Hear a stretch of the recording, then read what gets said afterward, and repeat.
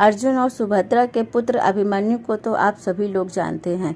महाभारत के युद्ध में अभिमन्यु को वीर गति प्राप्त हुई थी, लेकिन श्री कृष्ण अगर चाहते तो अभिमन्यु को चक्रव्यूह से बाहर निकालकर उनके प्राण बचा सकते थे, लेकिन उन्होंने ऐसा क्यों नहीं किया।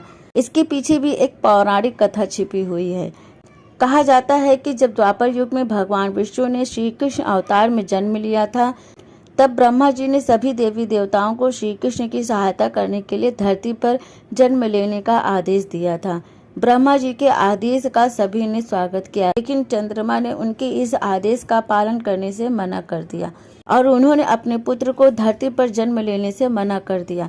लेकिन जब सभी देवी देवताओं ने मिलकर चंद्रमा को समझाया कि धर्म की रक्षा करना हमारा परम कर्तव्य है, इसलिए हम सभी को ब्रह्मा जी के आदेश का पालन करना चाहिए।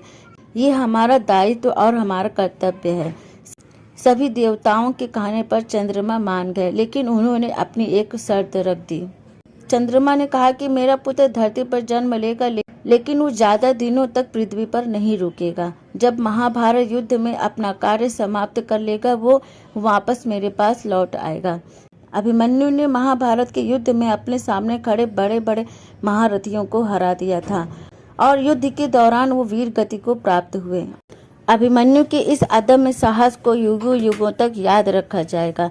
चंद्रमा पुत्र कोई और नहीं अभिमन्यु ही थे, जिन्होंने ब्रह्मा जी के आदेश पर श्री कृष्ण की सहायता करने के लिए पृथ्वी पर जन्म लिया था। चंद्रमा के शर्त के कारण ही अभिमन्यु जब चक्रव्यूह में फंस गए, तब श्री कृष्ण उन्हें चाह कर भी नहीं बचा सकते थे और अभिमन्यु को महाभारत युद्ध में वीर गति प्राप्त हुई थी और मृत्यु के बाद वो अपने पिता चंद्रमा के पास वापस चले गए।